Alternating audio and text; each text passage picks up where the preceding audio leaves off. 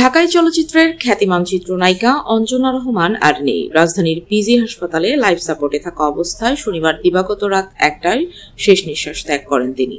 ইন্না লিল্লাহি ওয়া ইন্না ইলাইহি রাজিউন। জানা গেছে, বেশ কিছুদিন ধরেই গুরুতর অসুস্থ ছিলেন অঞ্জনা। ফুসফুসে সংক্রমণ সহ একাধিক শারীরিক জটিলতায় ভুগছিলেন তিনি।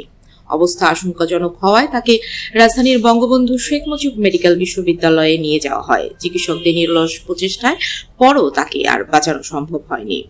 নায়িকা অঞ্জনা রহমান বাংলাদেশের চলচ্চিত্র জগতের এক উজ্জ্বল নক্ষত্র ছিলেন। তার অভিনীত সিনেমাগুলো দেশি বিদেশি দর্শকদের মনে আলাদা করে জায়গা করে নিয়েছিল।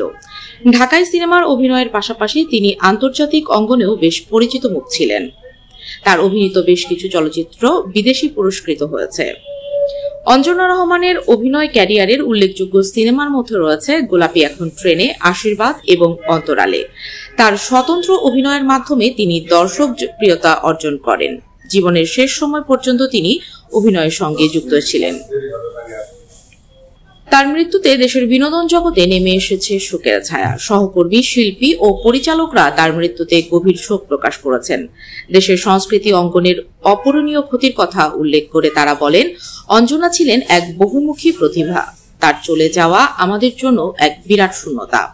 তার পরিবারের পক্ষ থেকে জানানো হয়েছে, জানাজা ও দাফনের বিষয়ে পরবর্তীতে জানানো হবে। নায়িকা অঞ্জনার মৃত্যুতে বাংলাদেশ চলচ্চিত্র শিল্পী সমিতি এবং বিভিন্ন সংগঠন শোকবার্তা জানিয়েছে। তার এই অকাল প্রয়াণে চলচ্চিত্র অঙ্গনের এক অধ্যায়ের সমাপ্তি ঘটল।